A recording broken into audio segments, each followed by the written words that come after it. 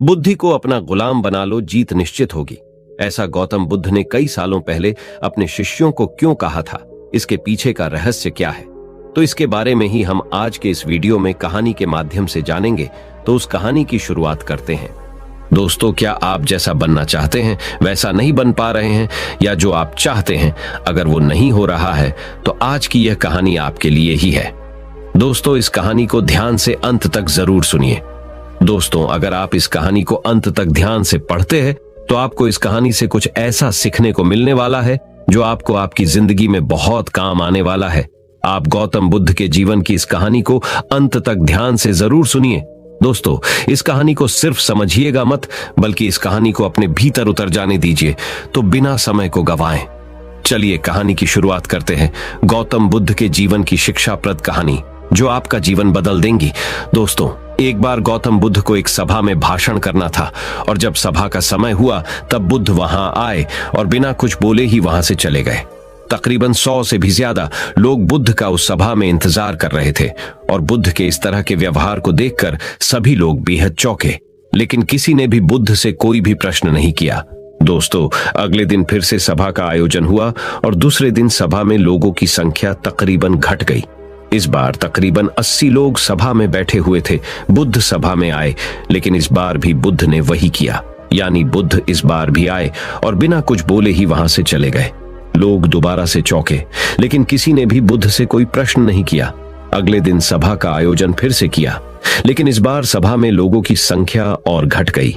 इस बार सभा में केवल 50 लोग ही आए हुए थे। बुद्ध सभा में फिर से आए और उन्होंने इधर उधर देखा और बिना कुछ बोले ही सभा से चले गए। उसके बाद कुछ लोग क्रोधित भी हुए, क्योंकि लोगों ने अपना काम छोड़ छोड़ कर आए हुए थे, लेकिन किसी ने भी बुद्ध से कोई प्रश्न नहीं किया। अगले दिन फिर से सभा का आयोजन हुआ। दोस्तों, आप लोग जो इस कहानी को देख रहे हैं, आप में से भी कुछ लोग मन ही मन ये कह रहे होंगे कि अरे कितनी बार सभा का आयोजन होगा। और आप लोगों को भी इस कहानी को पढ़ते वक्त इरिटेशन होना शुरू हुआ, और जिन जिन लोगों को भी अभी इरिटेशन होनी शुरू हुआ है, उन लोगों को तो यह कहानी बड़े ध्यान से देखकर समझनी चाहिए, क्योंकि यह कहानी आपके लिए ही है। अगले दिन फिर से सभा का आयोजन हुआ, लेकिन इस बार सभा की संख्या और ज्यादा घट गई थी, यानी इस बार सभा में सिर्फ 30 लोग ही थे। फिर उसके बाद बुद्ध सभा में आए, मुस्कुराए, और फिर से बुद्ध ने वही किया, यानी बिना कुछ बोले ही वहां से चले गए। इस बार भी लोग बहुत क्रोधित हुए, और इस बार लोगों ने पीछे से कुछ कहा भी और बड़बड़ाए भी, लेकिन बुद्ध ने उनके किसी भी प्रश्न का उत्तर नहीं दिया। दोस्तों, अगले दिन फिर से सभा का आयोजन हुआ, और इस बार लोगों की संख्या बहुत ज्यादा घट गई थी, यानी इस बार सभा में कुल मिलाकर 15 लोग ही आए हुए थे। इस बार भी बुद्ध सभा में आए, लेकिन इस बार बुद्ध अपना आसन ग्रहण कर लेते हैं। फिर बुद्ध बोले, और बुद्ध ने उन 15 लोगों को उपदेश दिया, और वे 15 लोग ही बुद्ध के भिक्षु बन गए। और आगे चलकर उन 15 लोगों ने ही बुद्ध के ज्ञान को अलग अलग दिशाओं में फैला दिया। फिर एक दिन बुद्ध से किसी ने पूछा कि बुद्ध, आप कई दिनों तक बिना बोले ही सभा से क्यों चले जाते थे? फिर बुद्ध कहते हैं कि मैं उन लोगों को खोज रहा था जो लायक थे, यानी कि पहले दिन 100 से भी ज्यादा लोग आए हुए थे, उसमें से ज्यादातर लोग सिर्फ आए हुए थे। उन्हें मेरे उपदेश से कोई भी मतलब नहीं था, वे बस आ गए थे। और उसमें से ज्यादातर लोग सिर्फ देखने और सुनने आए हुए थे कि सभा में क्या होता है। वे मेरे काम के लोग नहीं थे, क्योंकि वे लोग मेरे ज्ञान को औरों तक नहीं पहुंचा सकते थे। मुझे तो उन लोगों की खोज थी जो मेरे ज्ञान को जन जन तक पहुंचा सके। कई दिनों तक सभा से बिना बोले ही मैं इसीलिए चला गया, क्योंकि मैं यह देखना चाहता था कि वे कौन लोग हैं जिनके भीतर वास्तव में प्यास है। जिन लोगों के भीतर में वास्तव में प्यास थी, वे लोग अंत तक जरूर रुके, और जो लोग बस ऐसे ही आ गए थे, वे लोग पहले या दूसरे दिन ही चले गए। जिनके भीतर धैर्य था, उन्हें मुक्ति का मार्ग भी मिला, और जो लोग जल्दबाजी में थे, वे लोग अब घर में बैठे हुए हैं। सवाल यह नहीं है कि मैं तुम्हें क्या दे सकता हूं, बल्कि सवाल यह है कि तुम क्या ले सकते हो। तुम्हारा पात्र कितना बड़ा है और कितने के तुम हकदार हो। जितने के तुम हकदार हो, उससे ज्यादा तुम्हें नहीं मिलेगा। फिर वह व्यक्ति बुद्ध से पूछता है कि बुद्ध लायक कैसे बने? फिर बुद्ध कहते हैं कि धैर्य के द्वारा। जिस व्यक्ति के अंदर धैर्य है, वह अपने जीवन में कुछ भी पा सकता है। सभा में जितने भी लोग आए हुए थे, और उसमें से अंत तक वही रुके जिनके अंदर धैर्य था। चाहे तुम्हारे जीवन में तुम्हारा लक्ष्य जो कुछ भी हो, लेकिन तुम बिना धैर्य के सफलता के चरम तक नहीं पहुंच सकते। फिर वह व्यक्ति बुद्ध से पूछता है कि कोई व्यक्ति अपने भीतर के धैर्य को कैसे बढ़ाए। इस पर गौतम बुद्ध कहते हैं कि निरंतर अभ्यास के द्वारा हम अपने भीतर के धैर्य को बढ़ा सकते हैं। जैसे कोई व्यक्ति जब ध्यान करना शुरू कर देता है तो उसका मन उसके सामने कई सारे अड़चने लाता है, लेकिन उसका धैर्य उसे एक दिन उसके लक्ष्य तक जरूर पहुंचा देता है। फिर वह व्यक्ति बुद्ध से कहता है कि मैं समझ गया, बुद्ध में समझ गया, यानी मुझे धैर्य के साथ निरंतर अभ्यास करने की आवश्यकता है। दोस्तों, अब आपको समझ आ गया कि आपके पास वो क्यों नहीं है जो आप पाना चाहते हैं, क्योंकि आप उसके लायक नहीं हैं। आप लायक तभी बनेंगे जब आप अपने भीतर धैर्य को बढ़ाएंगे। और धैर्य कैसे बढ़ेगा? धैर्य बढ़ेगा निरंतर अभ्यास के द्वारा। और अभ्यास कौन करेगा? अभ्यास करेंगे आप, तो फिर करते क्यों नहीं? दोस्तों, खुद से ईमानदारी के साथ एक प्रश्न जरूर पूछिए कि जो आप भविष्य में बनना चाहते हैं उसके लिए क्या आप धैर्य के साथ कर्म कर रहे हैं? दोस्तों, अगर उसका उत्तर नहीं है तो अपनी असफलता के लिए जिम्मेदार आप खुद होंगे। दोस्तों, आज की यह गौतम बुद्ध की शिक्षाप्रद कहानी आपको पसंद आई होंगी तो नीचे कमेंट बॉक्स में यस जरूर लिखें। तो चलिए गौतम बुद्ध की दूसरी कहानी की शुरुआत करते हैं, जिसमें उन्होंने सफलता के रहस्यमय 10 उपदेश दिए हैं। दोस्तों, अगर आप अपने लाइफ के हर एक क्षेत्र में सफलता प्राप्त करना चाहते हैं तो महात्मा बुद्ध के 10 उपदेश आपको सही रास्ते तक ले जाने में बहुत ज्यादा हेल्प करेंगे। तो दोस्तों, बिना समय को गंवाएं, चलिए जानते हैं गौतम बुद्ध के 10 उपदेश के बारे में जो आपकी जिंदगी बदल देंगे। दोस्तों, अगर आप इस वीडियो को अंत तक ध्यान से देखते हैं तो आपको सफलता दिलाने वाले महात्मा बुद्ध के 10 उपदेश जानने को मिलने वाले हैं जो आपको आपकी जिंदगी में बहुत काम आने वाले हैं। इसलिए इस वीडियो को अंत तक अवश्य देखिए। गौतम बुद्ध के 10 उपदेश जो आपका जीवन बदल देंगे। पहला उपदेश, जो मनुष्य के भीतर लगातार चलता रहता है वही उसके जीवन में घटता रहता है। दोस्तों, अगर किसी व्यक्ति के भीतर हर समय काम वासना चलती रहती है तो उसके जीवन में काम वासना ही घटित होगी। यदि किसी के भीतर हर समय धन के विचार चलते रहते हैं तो उसके जीवन में धन ही घटित होगा। और यदि किसी व्यक्ति के भीतर हर समय अपने जीवन को बदलने की इच्छा उठती रहती है तो उसका जीवन भविष्य में जरूर बदल जाएगा, जैसा उसने चाहा था। दूसरा उपदेश, निडर होकर आगे बढ़े। दोस्तों, केवल 2 गलतियां हैं जिसकी वजह से इंसान सफल नहीं हो पाता या सत्य को प्राप्त नहीं कर पाता है। पहली, शुरुआत न करना और दूसरी, सागर तय न करना। दोस्तों, ये बात उन 2 तरह के लोगों को दिखाती है जो अपने कारण से ही मंजिल तक नहीं पहुंच पाते हैं। पहले वो जो भाग्यवारी नजरिया रखते हैं और दूसरे वो जो मुश्किलों से घबराकर अपने काम को अधूरा छोड़ देते हैं। दोस्तों, अगर आपको अपनी लाइफ में आगे बढ़कर सफलता को प्राप्त करना है तो आपको इन दोनों तरह के लोगों से बहुत दूर रहना होगा और अपने आप में एक पॉजिटिव इंसान बन जाइए। आगे बढ़िए और किसी भी काम की शुरुआत कीजिए, और जिस काम की भी आप शुरुआत करो उसे आप पूरा करने की कोशिश कीजिए, फिर सफलता आपको जरूर मिल जाएगी। दोस्तों, अब जानते हैं महात्मा बुद्ध के तीसरे उपदेश के बारे में। तीसरा उपदेश, मेहनत के बिना कुछ नहीं। दोस्तों, आलसपन और कामचोरी आपको बर्बादी की ओर ले जाने वाला एक छोटा सा रास्ता है, जबकि मेहनत अच्छा और खुशहाल जीवन जीने का एकमात्र तरीका है। मूर्ख लोग बेकार हैं और बुद्धिमान लोग मेहनती हैं। अगर आपको अपनी लाइफ में आगे बढ़ना है तो आपको मेहनत करनी होगी। दोस्तों, मूर्खों की तरह बैठे बैठे कुछ भी नहीं मिलता है और सुनने से कुछ नहीं होता। अगर आपको अपनी लाइफ में आगे बढ़ना है तो आपको उस पर एक्शन लेना बहुत जरूरी पड़ता है। इसीलिए बुद्ध ने कहा है, मेहनत करो, क्योंकि मेहनत के बिना कुछ नहीं होता है। बुद्ध का चौथा उपदेश, खुश रहना है तो अच्छा सोचिए। दोस्तों, बुद्ध ने कहा है कि जैसा हम सोचते हैं ठीक वैसा ही हम बन जाते हैं। जब मन शुद्ध होता है तब प्रसन्नता हमारा ऐसा पीछा करती है जैसे कि हमारी परछाई हमारा पीछा नहीं छोड़ती है। इसीलिए इंसान को हमेशा सकारात्मक बातें सोचनी चाहिए ताकि हर कठिन से भी कठिन परिस्थिति में वो आशा की किरण ढूंढ सके और अपनी लाइफ में खुश रह सके। सोच व्यक्ति के जीवन को बना भी सकती है और बिगाड़ भी सकती है, क्योंकि दोस्तों, जैसा व्यक्ति सोचता है वैसा ही वह बनता चला जाता है। आपकी सोच का निर्माण होता है आपकी 5 इंद्रियों के द्वारा, और वो 5 इंद्रिय है आंख, कान, नाक, जीभ और त्वचा। जैसी भी जानकारी आप इन 5 इंद्रियों के द्वारा अपने अंदर लेते हैं वैसे ही आपकी सोच बन जाती है, और जैसी आपकी सोच बनती है वैसा ही आपका जीवन बन जाता है। इसीलिए अगर आप खुश रहना चाहते हो तो अच्छा सोचिए। बुद्ध का 5वां उपदेश, वर्तमान में जिए। दोस्तों, महात्मा बुद्ध ने कहा है कि अपने आज में जिए और भविष्य का सपना मत देखिए।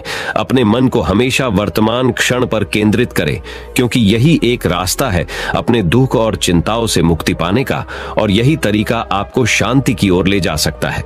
दोस्तों, ये सभी बातें हम सब पर लागू होती है, क्योंकि अक्सर हम अपनी बुरी आदतों का रोना रोते हैं या बेहतर भविष्य की कामना करते हैं, जिसके वजह से हम परेशान हो जाते हैं और उसके वजह से हम अपना आज खराब कर लेते हैं, जबकि आज ही सत्य है। दोस्तों, अगर हम अपना आज सुधार लेते हैं तो हमारा आने वाला कल अपने आप ठीक हो जाएगा, और हमें जिस चीज में खुशी चाहिए उसे हम आज ही के समय में पा लेंगे। छठा, बुद्ध का उपदेश, शांति से रहना है तो शांति रहने दो। दोस्तों, बुद्ध ने कहा है कि जो आपको प्राप्त हुआ है उसकी तारीफ न करें और ना ही दूसरों से ईर्ष्या करें। जो लोग दूसरों से ईर्ष्या करते हैं वे लोग मन ही मन शांति कभी प्राप्त नहीं करते, या इसलिए खुद भी खुश रहिए और दूसरों को भी खुश रहने दें। दोस्तों, जो इंसान दूसरों से नफरत करता है वो कभी भी खुश नहीं रह सकता है और उसकी जिंदगी में कभी भी खुशी नहीं आती है। इसीलिए अगर आपको खुश रहना है तो आप दूसरों को शांति से रहने दें। बुद्ध का सातवां उपदेश, अच्छी संगत में रहे। दोस्तों, बुद्ध ने कहा है कि एक जंगली जानवर के मुकाबले एक कपटी और बुरा मित्र ज्यादा खतरनाक होता है। एक जंगली जानवर सिर्फ आपके शरीर को घाव कर सकता है, लेकिन एक बुरा मित्र आपके मन पर घाव कर सकता है। इसीलिए इंसान के सामाजिक और मानसिक विकास के लिए उसके आसपास के वातावरण पर जोर दिया जाता है। जैसी आपकी संगति होगी, ठीक वैसे आप बनते जाएंगे। जैसी संगति में हम रहेंगे वैसा हमारा व्यवहार होगा और वैसी ही हमारी जिंदगी बनेगी। इसीलिए बुद्ध ने कहा है कि हमेशा अच्छी संगत में रहे, ना कि बुरी संगत में। बुद्ध का आठवां उपदेश, अपने मन को नियंत्रित करे। दोस्तों, बुद्ध ने कहा है कि ना ही संसार बुरा है और ना ही सन्यास बुरा है। अगर कुछ बुरा है तो वो है व्यक्ति का विचलित मन, जो उसे कहीं टिकने नहीं देता है। इसीलिए हमें हर क्षण अपने मन को समझने का प्रयास करना चाहिए। दोस्तों, जो लोग अक्सर थका हुआ महसूस करते हैं उन्हें मैं बताना चाहता हूं कि आपकी थकावट का कारण यही है कि आपके मन में अनगिनत विचार चल रहे हैं, जो कि आपके शरीर की ऊर्जा को खत्म कर रहे हैं। बुद्ध का 9वां उपदेश, व्यक्ति को व्याभिचार नहीं करना चाहिए। दोस्तों, बुद्ध ने कहा है कि व्यक्ति को व्याभिचार नहीं करना चाहिए, क्योंकि व्याभिचार व्यक्ति को उसकी ही नजरों में छोटा बनाता है और छोटा व्यक्ति कभी भी कुछ बड़ा हासिल नहीं कर सकता। बुद्ध का 10वां उपदेश, क्रोध अग्नि के समान है। दोस्तों, बुद्ध ने कहा है कि क्रोध अग्नि के समान है। व्यक्ति उसे बुझाना तो चाहता है, लेकिन वह उसमें सूखी लकड़ियां डालता है, जिसके कारण वह बुझने के बजाय और भी ज्यादा बढ़ता है। यदि आप अपने क्रोध को खत्म करना चाहते हो तो उसे भोजन देना बंद कर देना होगा। दोस्तों, क्रोध का भोजन है बेवजह की इच्छाएं, अहंकार और जागरूकता की कमी और नासमझी। यदि आप क्रोध को ये सभी भोजन नहीं दोगे तो आपको क्रोध कभी नहीं आएगा। दोस्तों, ये थे वो गौतम बुद्ध के द्वारा दिए उपदेश। आप सभी को कैसे लगे? नीचे कमेंट बॉक्स कमेंट करके जरूर बताएं। तो चलिए दोस्तों, अब हम गौतम बुद्ध से जानेंगे दुखों से मुक्ति कैसे पाएं। उसके ऊपर एक प्रेरणादायक कहानी हम आपको अभी सुनाएंगे। तो चलिए उस कहानी की शुरुआत करते हैं। दुखों से मुक्ति की प्रेरणादायक कहानी। दोस्तों, एक बार पहाड़ों के बीच बसे एक छोटे से गांव में प्रिया नाम की एक महिला रहती थी। प्रिया ने अपने जीवन में बहुत दुखों का अनुभव किया था। उसने कम उम्र में अपने माता पिता को खो दिया था और एक ऐसे व्यक्ति से शादी कर ली थी जो उससे प्यार नहीं करता। प्रिया का पति शराबी था और अक्सर उसे शारीरिक और भावनात्मक रूप से प्रताड़ित करता था। प्रिया ने कई वर्षों तक इस दर्द को सहा था। एक दिन वह इसे सहन नहीं कर सकी और उसने यह फैसला किया कि वह उस दुख से मुक्त होना चाहती है जिसने इतने लंबे समय तक उसके जीवन को त्रस्त कर रखा था। वह जानती थी कि अगर वह एक सुखी जीवन जीना चाहती है या स्वतंत्रता का अनुभव करना चाहती है तो उसे अपना घर छोड़ना होगा। इसलिए एक रात उसने अपना एक छोटा सा बैग पैक किया और घर से निकल गई। प्रिया ने अपने गहने भी रख लिए थे जिन्हें बेचकर वह अपने सफर में आगे बढ़ सकती थी। जब वह सुनसान सड़क पर चल रही थी तो उसे राहत का एहसास हुआ। लंबे समय में पहली बार उसे लगा कि उसका अपने जीवन पर नियंत्रण है। प्रिया को नहीं पता था कि वह कहां जा रही है, लेकिन वह जानती थी कि उसे आगे बढ़ते रहना है। दिन हफ्तों में बदल गए और प्रिया अपने घर से बेहद दूर आ चुकी थी। उसे रास्ते में कई बाधाओं का सामना करना पड़ा, लेकिन वह आगे बढ़ती गई। उसने उस जीवन को पीछे छोड़ दिया था जिसने उसे इतना दर्द दिया था और उसने कभी पीछे मुड़कर नहीं देखने का निश्चय किया था। चलते चलते प्रिया की मुलाकात एक वृद्ध आशी से हुई जो नदी के किनारे एक छोटी सी झोपड़ी में रहते थे। प्रिया ने राशि से पूछा कि क्या वह उस दुख से मुक्ति पाने में उसकी मदद कर सकते हैं जिसने उसके जीवन को बर्बाद कर दिया था। आशी ने प्रिया को देखा और कहा, बच्ची, दुख से मुक्ति अपने आप बाहर नहीं मिल सकती। यह मन की एक अवस्था है जिसे व्यक्ति को भीतर से विकसित करना चाहिए। आपको अतीत को छोड़ना और वर्तमान क्षण में जीना सीखना चाहिए, तभी आप सच्ची स्वतंत्रता का अनुभव कर पाओगे। प्रिया ने आशी की बातों को ध्यान से सुना और उसने महसूस किया कि वह बहुत लंबे समय से अपने अतीत को पकड़े हुए थी, इसीलिए उसका दर्द कम नहीं हो पा रहा था। उसने आशी को धन्यवाद दिया और अपनी यात्रा जारी रखी। चलते चलते प्रिया ने राशि की शिक्षाओं का अभ्यास करना शुरू कर दिया। उसने अतीत को जाने देना शुरू किया और वर्तमान क्षण पर ध्यान केंद्रित किया। फिर उसे जीवन की साधारण चीजों में भी खुशी मिलने लगी।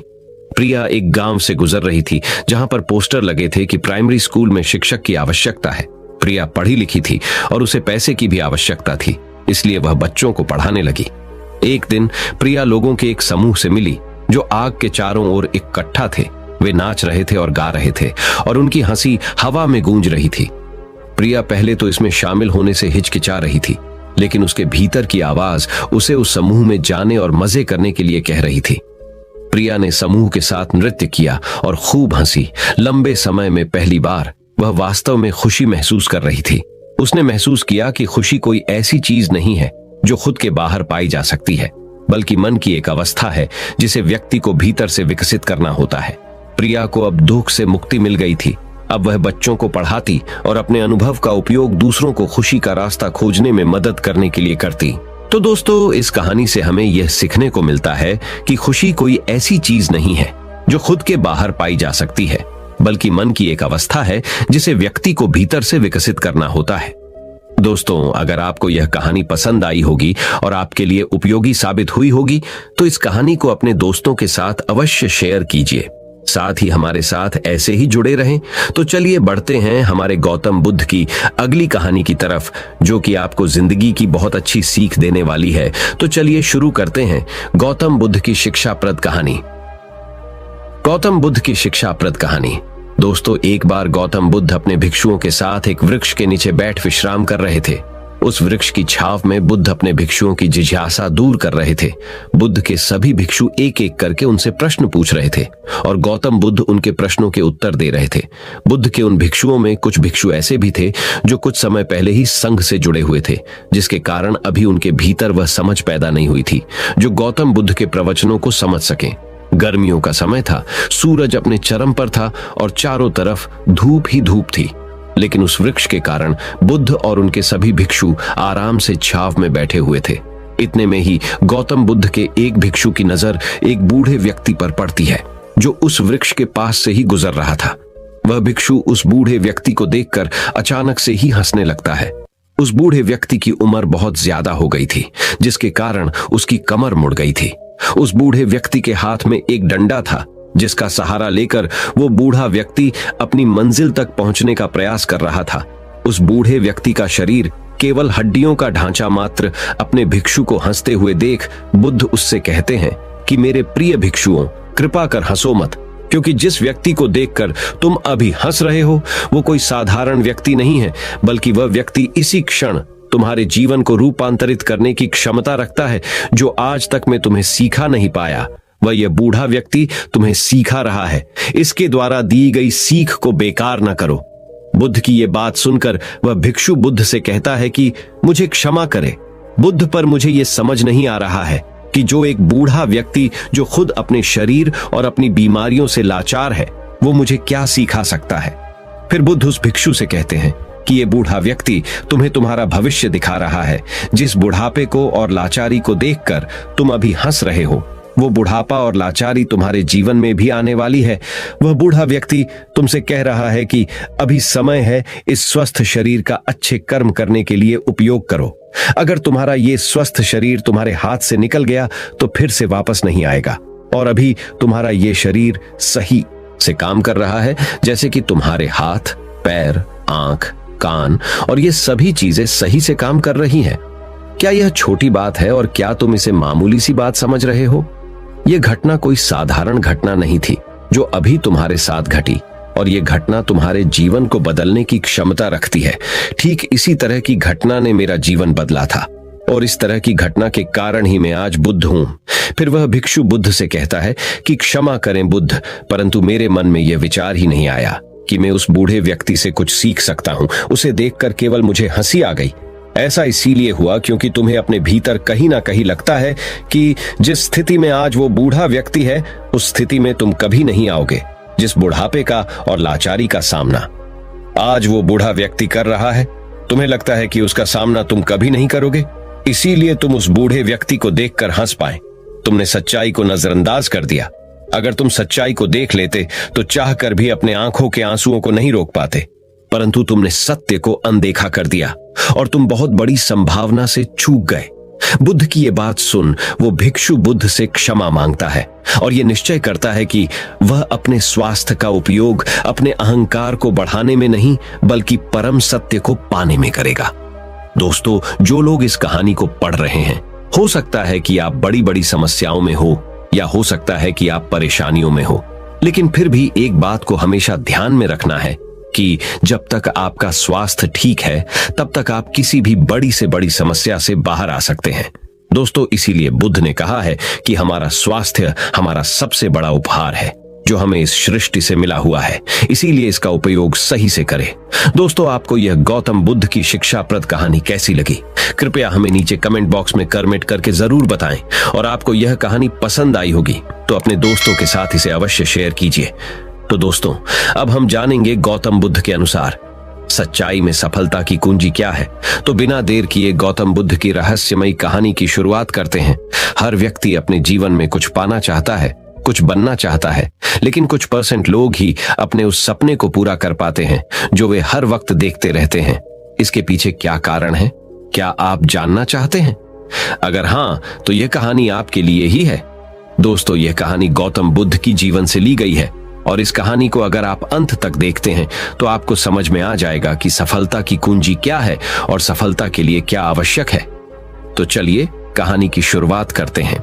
दोस्तों, एक बार गौतम बुद्ध अपने कुछ भिक्षुओं के साथ एक गांव से गुजर रहे थे, और उस गांव में पानी की व्यवस्था बिल्कुल भी नहीं थी, जिसके कारण लोगों को अपने गांव से बेहद दूर पानी लाने के लिए जाना पड़ता था। उस गांव के निकट ही बहुत बड़ा मैदान था, जिसमें बहुत सारे छोटे छोटे घड़े खुदे हुए थे। बुद्ध के सभी भिक्षुओं में से एक भिक्षु जिज्ञासावश गौतम बुद्ध से पूछता है कि इस मैदान पर जो घड़े खुदे हुए हैं उनका क्या उपयोग है। अपने भिक्षु का प्रश्न सुनकर बुद्ध मुस्कुराते हैं और कहते हैं कि मेरे प्रिय भिक्षु, इस गांव में पानी की बड़ी समस्या है, और इसीलिए इस गांव के लोगों ने पानी की खोज में ये छोटे छोटे गड्ढे खोदे हुए हैं। सुनते ही वह बौद्ध भिक्षु दौड़कर वहां पर चला जाता है और उन गड्ढों में पानी खोजने लगता है, परंतु उस बौद्ध भिक्षु को उन गड्ढों में एक पानी की बूंद भी नहीं मिलती। उसके बाद वो गौतम बुद्ध के पास वापस आकर पूछता है कि बुद्ध, इन गड्ढों में तो पानी है ही नहीं। उसके बाद गौतम बुद्ध मुस्कुराते हैं और अपने भिक्षु से कहते हैं कि प्रिय भिक्षु, क्या तुम्हें वहां दूर लोगों की जाती भीड़ दिख रही है? इस पर बौद्ध भिक्षु कहता है कि हाँ बुद्ध, मैं देख सकता हूं। इसके बाद बुद्ध कहते हैं कि वे सभी लोग इस गांव से बहुत दूर एक नदी है, वहां पर से पानी लेने के लिए जा रहे हैं। उसके बाद बुद्ध का भिक्षु बुद्ध से पूछता है कि बुद्ध, क्या इस गांव के आसपास के जमीन में पानी बिल्कुल भी नहीं है? इस पर बुद्ध कहते हैं कि पानी तो है, लेकिन इस गांव में ऐसा कोई नहीं है कि उस पानी तक पहुंच सके। इसके बाद बौद्ध भिक्षु कहता है कि मैं कुछ समझा नहीं बुद्ध। इसके बाद गौतम बुद्ध कहते हैं कि क्या तुम इस मैदान पर खुदे हुए गड्ढे देख रहे हो? इस मैदान पर खुदे हुए ये सभी घड़े पानी की खोज में खुदे हुए हैं, लेकिन एक भी गड्ढे से पानी प्राप्त नहीं हुआ है। जानते हो क्यों? क्योंकि परिश्रम तो किया गया, लेकिन सही दिशा में नहीं किया गया है। अगर ये सब गांव वाले अलग अलग 100 गड्ढे खोदने के बजाय सिर्फ एक ही गड्ढे को 100 गड्ढों की बराबर खोदते, तो ये सब गांव वाले पानी तक अवश्य पहुंच जाते। दोस्तों, मनुष्य का मन भी इस प्रकार ही है। वह एक ही समय में 100 दिशाओं में भागता है। अगर मनुष्य अपने मन को एक ही दिशा में लगाए तो वह अपने लक्ष्य तक जरूर पहुंचेगा, परंतु बहुत ही कम लोग इस बात को समझ पाते हैं। कुल मिलाकर सफलता की कुंजी क्या है? दोस्तों, आपकी असफलता का कारण आपका मन ही है, और आपके मन का 100 अलग अलग दिशाओं में भागना और आपको इसे किसी एक दिशा में केंद्रित ना कर पाना है। जब तक आपका मन पूरी एकाग्रता के साथ किसी एक दिशा में नहीं चलेगा, तब तक आप अपनी मंजिल तक नहीं पहुंच सकते हैं और तब तक आप सफल नहीं हो सकते, चाहे आप कितना भी प्रयास क्यों न कर लें। इसीलिए कोई व्यक्ति अगर अपने लक्ष्य को हासिल करना चाहता है तो उसे अपने मन को एक ही दिशा में लगाना चाहिए, क्योंकि कठिन परिश्रम करना बेकार है यदि उसे सही दिशा में नहीं किया जाए। तो दोस्तों, आज आपने सफलता की कुंजी क्या है? कहानी के जरिए यह सीखा कि कठिन परिश्रम करना बेकार है यदि उसे सही दिशा में नहीं किया जाए। तो दोस्तों, चलिए बढ़ते हैं हमारे आखिरी कहानी की तरफ, जो कहानी है भाग्य के ऊपर, कि भाग्य का लिखा कभी नहीं मिटता। इस विषय पर हम गौतम बुद्ध की एक रहस्यमयी कहानी आपको सुनाएंगे। किसी गांव में एक बहुत ही ज्ञानी पंडित रहता था। एक दिन वह अपने बचपन के दोस्त से मिलने के लिए दूसरे गांव में जा रहा था। उसका वह दोस्त बचपन से ही गूंगा और एक पैर से अपाहिज था। उस पंडित के गांव से उसके दोस्त का घर काफी दूर था। वहां जाने के लिए बीच बीच में कई सारे छोटे छोटे गांव पड़ते थे।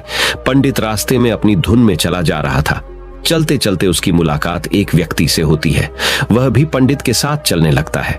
उस आदमी को देखकर पंडित बहुत खुश हो जाता है। उसने सोचा, चलो अच्छा हुआ, साथ साथ चलने से उसका सफर आसानी से कट जाएगा। बात की शुरुआत करने के लिए उस पंडित ने उस व्यक्ति से उसका नाम पूछा तो उसने अपना नाम धर्मराज बताया। पंडित को यह नाम कुछ अजीब सा लगा, लेकिन उसने नाम के विषय में कुछ और पूछना उचित नहीं समझा। दोनों धीरे धीरे साथ में चल रहे थे। तभी रास्ते में एक गांव आता है। गांव का प्रवेश द्वार आते ही धर्मराज ने पंडित से कहा, तुम आगे चलो, मुझे इस गांव में एक काम है, मैं तुमसे आगे मिलता हूं। पंडित ने कहा ठीक है। वह आगे के रास्ते पे चला जाता है। कुछ देर बाद उस गांव में खबर फैली कि एक व्यक्ति को सांड ने अपनी सींग में फंसाकर मार दिया है। जैसे ही सांड ने उस व्यक्ति को मारा, ठीक कुछ ही देर में धर्मराज पंडित के पास आ गया। फिर दोनों चलना शुरू कर देते हैं और चलते चलते एक दूसरे गांव के द्वार पर पहुंच जाते हैं। उस गांव के बाहर एक बड़ा और विशाल मंदिर बना हुआ था।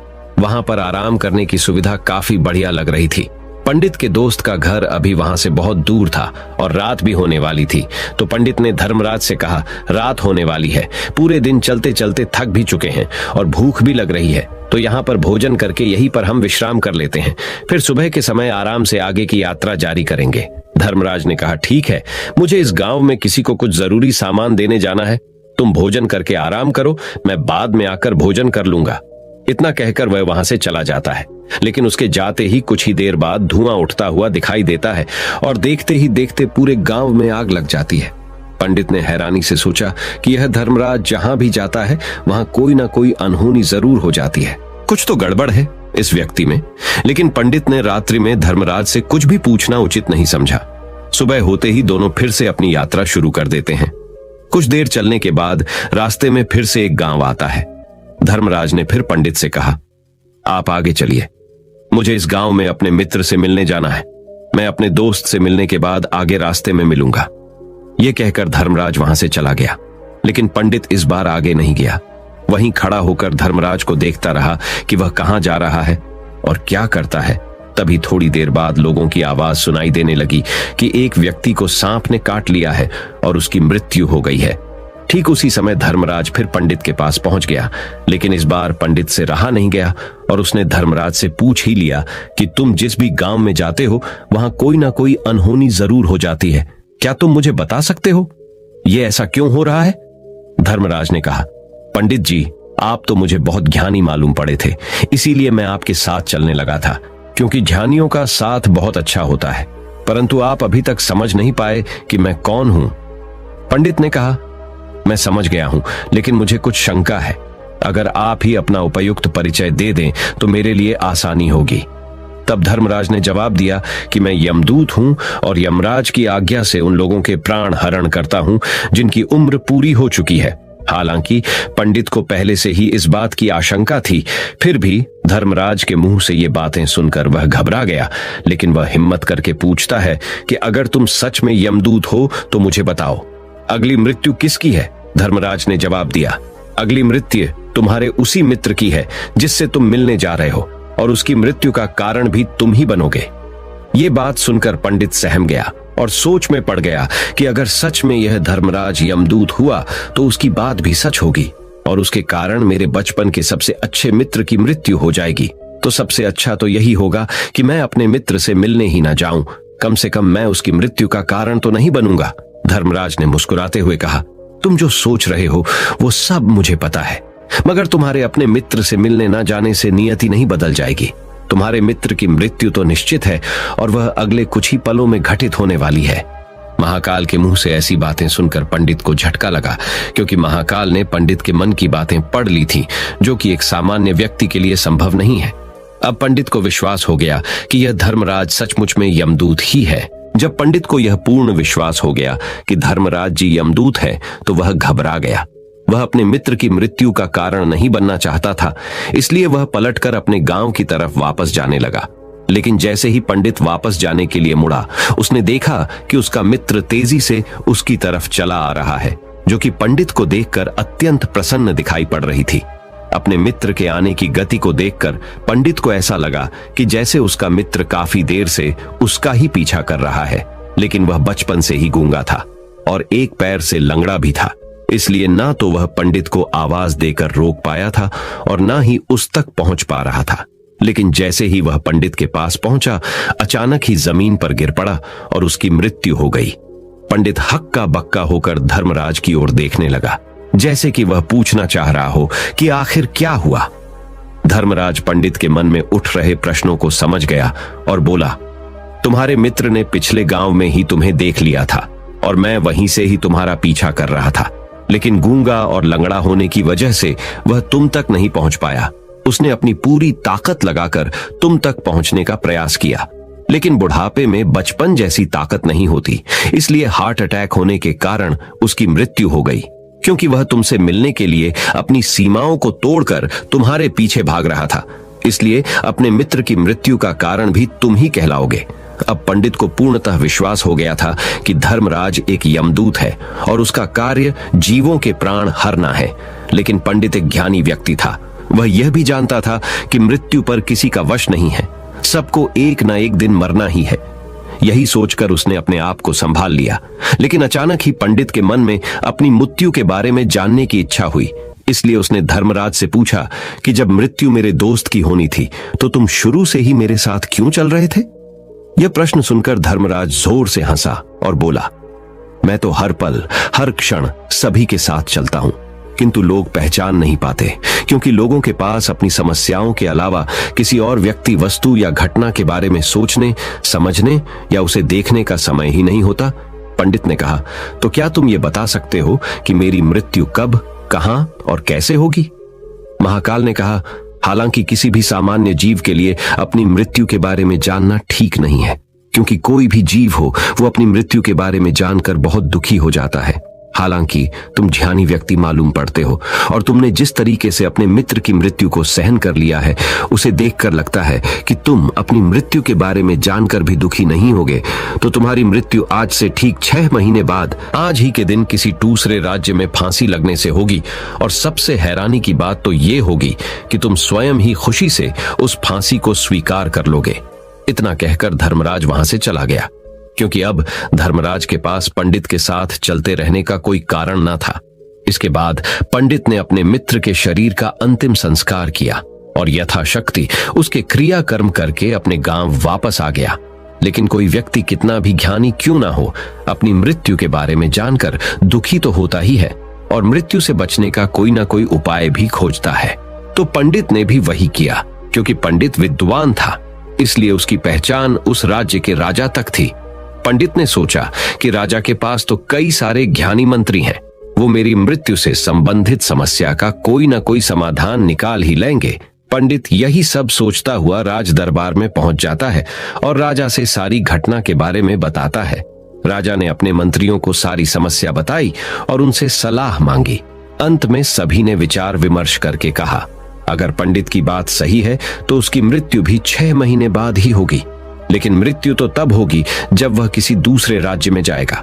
यदि वह किसी दूसरे राज्य में जाए ही ना तो मृत्यु ही नहीं होगी। मंत्रियों की यह सलाह राजा को भी सही लगी।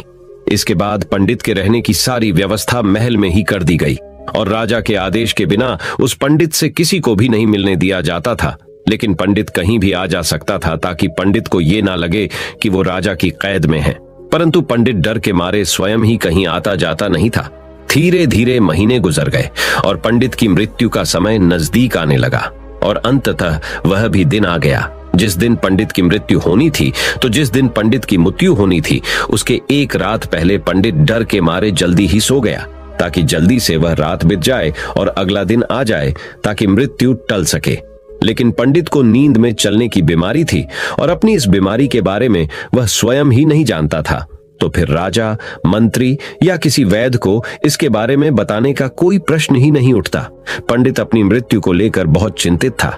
वह पिछले कई दिनों से ठीक से सो भी नहीं पा रहा था और नींद में चलने की बीमारी भी तभी होती है जब व्यक्ति ठीक से सो नहीं पा रहा हो। तो उस रात भी पंडित को नींद में चलने का दौरा पड़ा। वह उठा और महल से निकलकर अस्तबल में गया। क्योंकि पंडित राजा का खास मेहमान था इसलिए किसी भी पहरेदार ने उसे नहीं रोका और न ही किसी तरह की कोई पूछताछ की। अस्तबल में पहुंचकर वह सबसे तेज चलने वाले घोड़े की पीठ पर सवार होकर नींद में ही अपने राज्य की सीमा से बाहर दूसरे पड़ोसी राज्य में चला गया। इतना ही नहीं, वह दूसरे राज्य के राजा के महल में पहुंच उस महल के पहरेदारों ने भी उसे नहीं रोका और न ही कोई पूछताछ की। सभी लोग रात्रि का अंतिम प्रहार होने के कारण गहरी नींद में थे। वह पंडित सीधे राजा के सैन्य कक्ष में पहुंचा जहां राजा और रानी सो रहे थे। वह पंडित वहीं जाकर सो गया। सुबह हुई तो राजा ने पंडित को रानी के बगल में सोया हुआ देखा तो है बहुत क्रोधित हो गया। राजा ने पंडित को कैद करने का आदेश दे दिया। पंडित गिरफ्तार हो गया। लेकिन पंडित तो भौचक्का था। उसे तो कुछ समझ नहीं आ रहा था कि आखिर वह दूसरे राज्य में और राजा के सैन्य में कैसे पहुंचा। लेकिन वहां उसकी ये सब सुनने वाला कोई नहीं था। राजा ने पंडित को दरबार में पेश करने का आदेश दिया। कुछ देर बाद उस पंडित को दरबार में लाया गया। पंडित को देखते ही राजा इतना आग बबूला हो गया कि उसे फांसी पर चढ़ा देने का हुक्म सुना दिया। फांसी की सजा सुनकर पंडित कांप गया, लेकिन फिर भी थोड़ी सी हिम्मत जुटाकर राजा से बोला, महाराज, मैं नहीं जानता कि मैं राजमहल तक कैसे पहुंचा। मैं यह भी नहीं जानता हूं कि आपके सैन्य कक्ष तक मैं कैसे आया और आपके महल के किसी पहरेदार या सैनिक ने मुझे रोका क्यों नहीं। लेकिन मैं इतना जरूर जानता हूं कि आज मेरी मृत्यु होनी थी और वो होनी भी जा रही है। राजा को यह बात थोड़ी अजीब लगी। उसने पंडित से पूछा, तुम्हें कैसे पता कि आज तुम्हारी मृत्यु होनी है? राजा के इस प्रश्न के जवाब में पंडित ने पिछले 6 महीने का सारा वाकया राजा को सुना दिया और बोला, महाराज, मेरा क्या, किसी भी सामान्य व्यक्ति में इतना साहस नहीं कि वह राजा के सैन्य कक्ष में राजा की उपस्थिति में रानी के साथ सो जाए। राजा को पंडित की बात में थोड़ा तर्क दिखाई पड़ा, परंतु उसने सोचा कि यह मृत्यु से बचने के लिए धर्मराज और उसके द्वारा अपनी मृत्यु की भविष्यवाणी की कहानी बना रहा है। इसलिए राजा ने पंडित से कहा, यदि तुम्हारी बात सत्य है और आज ये तुम्हारी मृत्यु का दिन है, जैसा कि यमदूत धर्मराज ने तुमसे कहा था, तो आज तुम्हारी मृत्यु का कारण मैं नहीं बनूंगा। लेकिन यदि तुम्हारी बात झूठी निकली तो निश्चित ही आज तुम्हारी मृत्यु का दिन होगा, क्योंकि जिस राज्य से पंडित आया था उस राज्य का राजा इस राजा का मित्र था। इसलिए इस राजा ने तुरंत अपने कुछ सैनिकों को पड़ोसी राजा के पास भेजकर पंडित की बात की, सत्यता का प्रमाण मांगा। भेजे गए सैनिक शाम तक लौटे और उन्होंने राजा को बताया कि महाराज, पंडित जो कुछ भी कह रहा है वो सब सत्य है। पड़ोसी राज्य के राजा ने पिछले 6 महीने से पंडित के रहने की सारी व्यवस्था अपने ही महल में कर रखी थी। पंडित राजा का खास मेहमान था। कल शाम राजा आखिरी बार पंडित से उसके कक्ष में मिले थे और उसके बाद यह इस राज्य में कैसे पहुंच गया, इसकी जानकारी किसी को भी नहीं है। इसलिए उस राज्य के राजा के अनुसार पंडित को फांसी की सजा देना ठीक नहीं है। लेकिन राजा के सामने एक नई समस्या थी, क्योंकि उसने बिना पूरी बात जाने ही पंडित को फांसी की सजा सुना दी थी। इसलिए अगर पंडित को फांसी नहीं दी जाती तो राजा के वचन का अपमान हो जाएगा। लेकिन अगर राजा की बात का मान रखा जाए तो बेवजह ही एक निर्दोष व्यक्ति की मौत हो जाएगी। राजा ने अपने सभी मंत्रियों से इस बारे में सुझाव मांगा तो मंत्रियों ने राजा को सुझाव दिया कि महाराज, पंडित को एक कच्चे सूत के धागे से फांसी लगवा दी जाए। इससे आपके कथन का भी मान रह जाएगा और कच्चे सूत के धागे से पंडित को फांसी भी नहीं लगेगी और उसके प्राण भी बच जाएंगे। राजा को मंत्रियों का यह सुझाव पसंद आया और उसने ऐसा ही करने का आदेश दे दिया। पंडित के लिए कच्चे सूत के धागे से फांसी का फंदा बनाया गया और नियम के अनुसार पंडित को फांसी पर चढ़ाया जाने लगा। सभी लोग बहुत खुश थे कि ना तो पंडित मरेगा और ना ही राजा का वचन खाली जाएगा।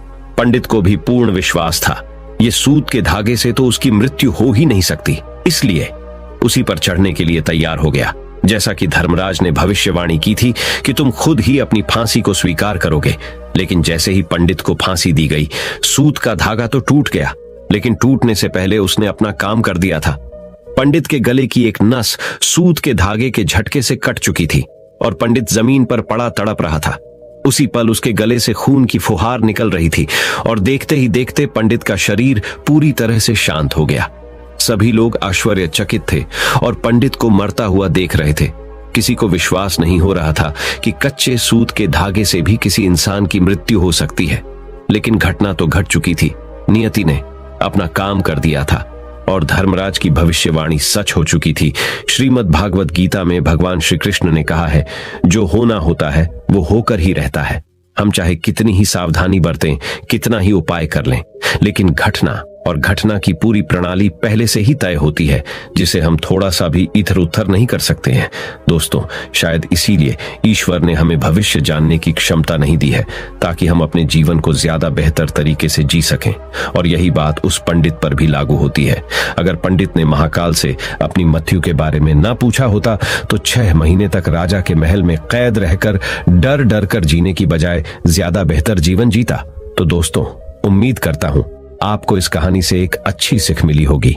ये कहानी आपको कैसी लगी हमें कमेंट बॉक्स में कमेंट करके जरूर बताएं और इस वीडियो को अपने दोस्तों के साथ जरूर शेयर करें ताकि उन्हें भी इस कहानी से कुछ सीखने को मिल सके। धन्यवाद। नमो बुद्धाय।